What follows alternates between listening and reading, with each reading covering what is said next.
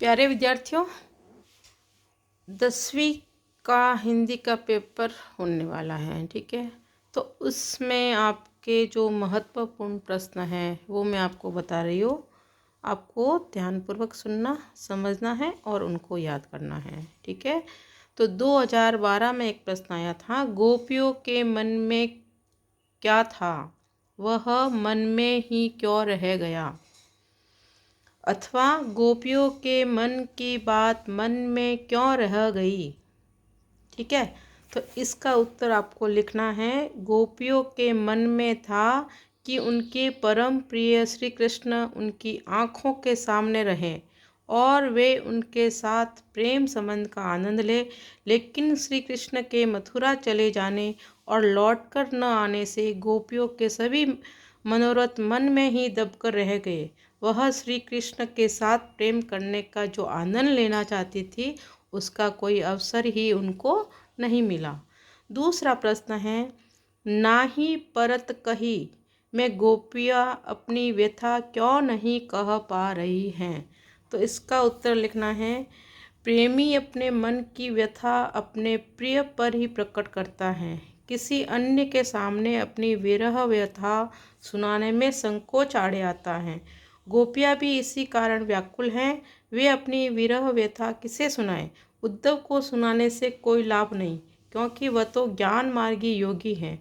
उन्होंने प्रेम की नदी में पैर तक नहीं डुबोया है। वह भला उनकी व्यथा को कैसे समझ पाएंगे। और भी कुछ प्रश्न हैं। अवधि आधार आस आवन की से गोपियों का तात्पर्य क्या है। गोपियाँ किस आशा पर विरह के कष्ट को सहन कर रही थी। ये भी 2012 में आया था। तो इसका उत्तर है, श्री कृष्ण ने मथुरा जाते समय गोपियों और सखाओं को वचन दिया था कि वह कुछ ही दिनों में मथुरा से लौट आएंगे। श्री कृष्ण के वचन पर विश्वास करके उनके लौटने की अवधि का एक एक दिन गिनते हुए गोपियाँ इसी आशा पर वियोग की व्यथा सह रही थी कि कृष्ण लौटकर आएंगे और उनके मन उपवन में फिर से मिलन की वसंती बहार लौटेगी। दूसरा प्रश्न है, गोपियाँ विरह व्यथा से और अधिक पीड़ित क्यों हो गई, या गोपियों की विरह व्यथा और अधिक क्यों बढ़ गई। तो इसका उत्तर है, गोपियाँ तो पहले से ही श्री कृष्ण के वियोग की व्यथा झेल रही थी, लेकिन उद्धव के मुख से योग साधना का संदेश सुनकर उनकी विरह व्यथा और तीव्र हो गई। उन्हें तो आशा थी कि कृष्ण ने कोई प्रेम रस से छल छलाता मधुर संदेश भेजा होगा, लेकिन उद्धव के मुख से योग और ज्ञान के निरस उपदेश सुनकर उनके विरह की आग और धधक उठी। एक प्रश्न है, सूरदास अब धीर धरई क्यों मर्यादा न लही का आशय प्रकट कीजिए। ये भी 2012 में था। श्री कृष्ण के लौटने की अवधि के बीतने की आशा में गोपियाँ अपने मन को धैर्य बंधाती आ रही थी, लेकिन उद्धव के हाथों योग का संदेश पाकर उनके हृदय अधीर हो उठे। उनको अब श्री कृष्ण पर विश्वास नहीं रहा। व्याकुल मन को धैर्य बंधाने का उनके पास अब कोई साधन नहीं बचा था। योग का संदेश भिजवाकर श्री कृष्ण ने प्रेम की मर्यादा को तोड़ दिया। अब और कुछ संभावित जो प्रश्न हैं वो मैं आपको बता रही हूँ। 2008 में आया था, हमारे हरि हारिल की लकड़ी मन क्रम वचन नंद नंदन और यह दृढ़ करी पकड़ी। ठीक है, तो ये पद्यांश है, तो इसकी आपको व्याख्या करनी है। ठीक है, तो ये मैंने आपको बताया है पहले। अब एक और जो प्रश्न है, हमारे हरि हारिल की लकड़ी का आशय स्पष्ट कीजिए। गोपियाँ अपनी तुलना हारिल पक्षी से क्यों करती हैं। तो इसका उत्तर लिखना है, हारिल पक्षी एक लकड़ी सदैव अपने पंजों में दबाए रहता है। वह किसी भी समय उस लकड़ी को नहीं छोड़ता। इसी प्रकार गोपियाँ भी सदैव श्री कृष्ण को अपने हृदय में बसाए रहती हैं। एक पल के लिए भी श्री कृष्ण का ध्यान नहीं भूलती। श्री कृष्ण को अपने लिए हारिल की लकड़ी के समान बताने का आशय है श्री कृष्ण में उनकी एकाग्रता। फिर प्रश्न है अगला, गोपियों को उद्धव द्वारा दिया गया योग का संदेश कैसा लगता है और क्यों। ये 2012 में आया था। गोपियों को उद्धव का योग संदेश कड़वी ककड़ी जैसा अप्रिय और कष्टदायक लगता है। वे तो श्री कृष्ण के मधुर साकार स्वरूप की उपासिका हैं। योग साधना तो श्री कृष्ण से वियोग कराने वाली और कष्ट साध्य है। जिस प्रकार कड़वी ककड़ी मुंह में जाते ही उसे कड़वाहट से भर देती हैं और मनुष्य उसे तुरंत थूक देता है, उसी प्रकार योग का संदेश गोपियों के मन को निराशा और कष्ट से भर रहा है। वे उसे स्वीकार नहीं कर पा रही है। एक और प्रश्न है, यह तो सूर तिन ही ले सौंपो जिनके मन चक्री। इस पंक्ति का आशय स्पष्ट कीजिए। गोपियाँ कैसे लोगों को योग का संदेश देने की बात कहती हैं? तो इसका उत्तर लिखना है, गोपियों ने उद्धव के योग साधना के उपदेश को एक ऐसी बीमारी बताया है जिसके बारे में उन्होंने न कभी सुना, न कभी देखा और न अनुभव ही किया है। वे तो एकमात्र श्री कृष्ण से ही प्रेम करती हैं। उन्होंने उद्धव से कहा कि अपना योग संदेश उनको सुनाए जिनका मन चंचल और चलायमान रहता है। फिर अगला प्रश्न है, गोपियों ने उद्धव को क्या संदेश देना चाहा है? तो उत्तर लिखना है, गोपियाँ उद्धव को संदेश देना चाहती हैं कि वे श्री कृष्ण से एकनिष्ठ प्रेम करती हैं। श्री कृष्ण से वियोग कराने वाला योग उन्हें किसी मूल्य पर स्वीकार नहीं है। वे श्री कृष्ण के प्रेम बंधन में सदा के लिए बंध चुकी हैं। उनकी विरहव्यता का उपचार श्री कृष्ण से पुनर्मिलन ही है। उद्धव के माध्यम से भेजा गया ये योग साधना का संदेश नहीं, अतः यह योग का संदेश उनको स्वीकार नहीं है। अब 2015 में एक और प्रश्न आया था, हरि है राजनीति पढ़ी आए। तो इसकी आपको सप्रसंग व्याख्या करनी है। ये मैंने आपको बताई है और मेरा वीडियो आपको शेयर कर लूँगी।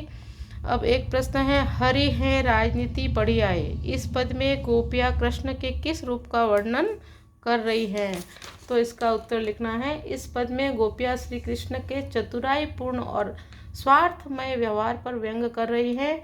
उनको कृष्ण द्वारा योग का संदेश भिजवाया जाना एक चाल प्रतीत हो रही है। उन्हें लगता है कि कृष्ण का मन उनसे भर गया है और वह उनसे छुटकारा चाहते हैं। उन्होंने कृष्ण पर राजधर्म भूल जाने का आरोप भी लगाया है। अब अगला प्रश्न है, सूर की गोपिकाओं के अनुसार राजधर्म क्या है? तो इसका उत्तर आपको लिखना है, सूर की गोपिकाओं के अनुसार राजधर्म है प्रजा को न सताया जाए। गोपियाँ स्वयं को प्रजा और कृष्ण को राजा मानती हैं और उनसे आशा करती हैं कि वह उनको प्रेम से वंचित करके कष्ट नहीं पहुंचाएंगे। इस प्रकार अपने राजधर्म का पालन करेंगे। अब 2015 में एक और प्रश्न आया था, गोपियों ने श्री कृष्ण को राजनीति पढ़ आए क्यों कहा है? तो इसका उत्तर लिखना है, गोपियाँ अब तक श्री कृष्ण को वही सरल निष्कपट प्रेमी समझती आ रही थी, लेकिन अब उद्धव के द्वारा योग का संदेश भिजवाए जाने से कृष्ण के प्रति उनके विचार बदल गए हैं। अब उनकी दृष्टि में श्री कृष्ण की छवि एक चतुर राजनीतिक की जैसी है, जो भावुक प्रेमी न होकर एक व्यावहारिक व्यक्ति बन चुके हैं। इससे व्यथित होकर उन्होंने श्री कृष्ण के राजनीति पढ़ाने की बात कही।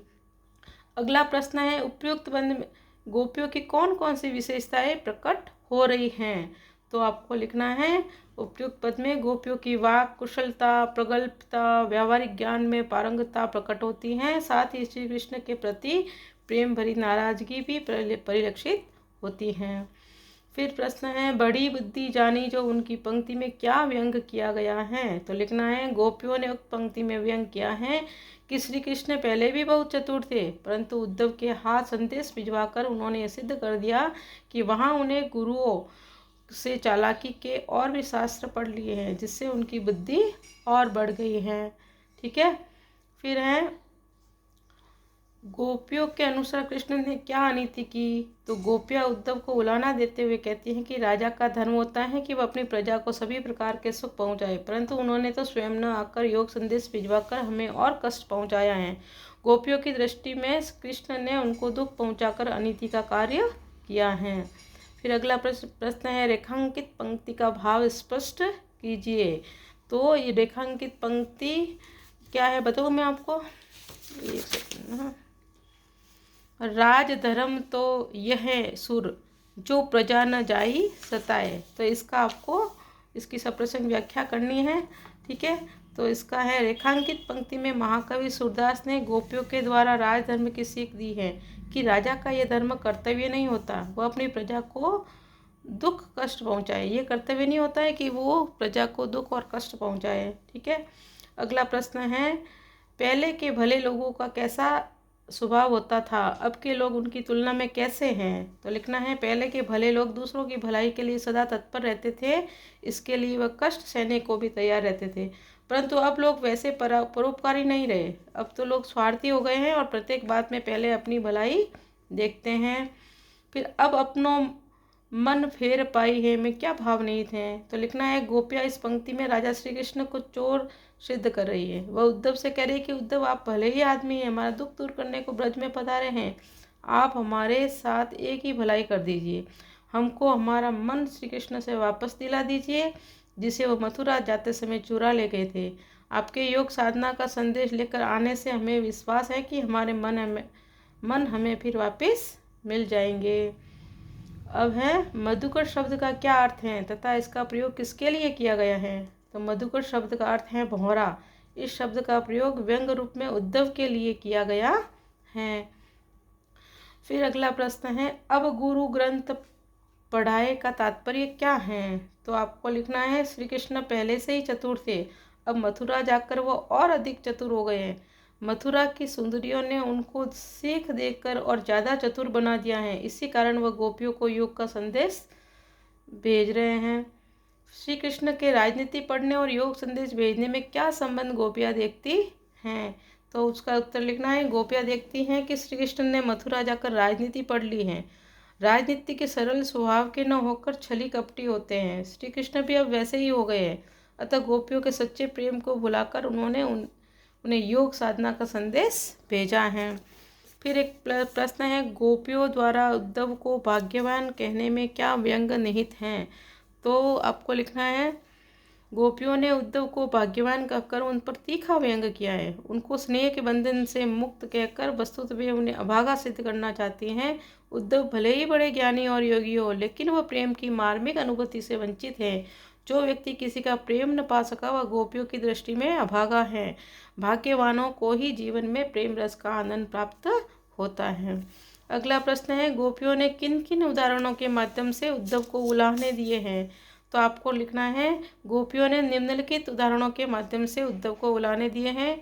गोपियों ने उद्धव से कहा है कि उनकी प्रेम भावना मन में ही दबकर रह गई। श्री कृष्ण के व्यवहार ने उनके सारे सपने चूर कर दिए।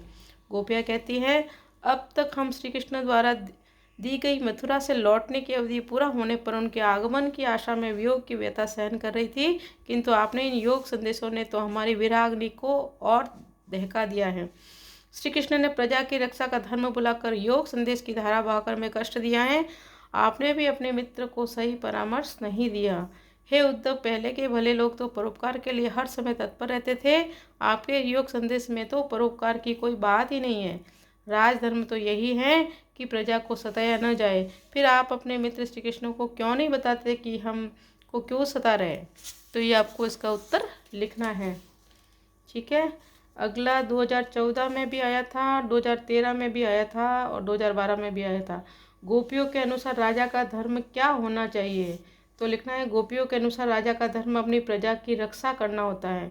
अच्छा राजा अपनी प्रजा को सताता नहीं है, अपितु उसको संकट से बचाता है। ठीक है। तो ये प्रश्न लिखने हैं।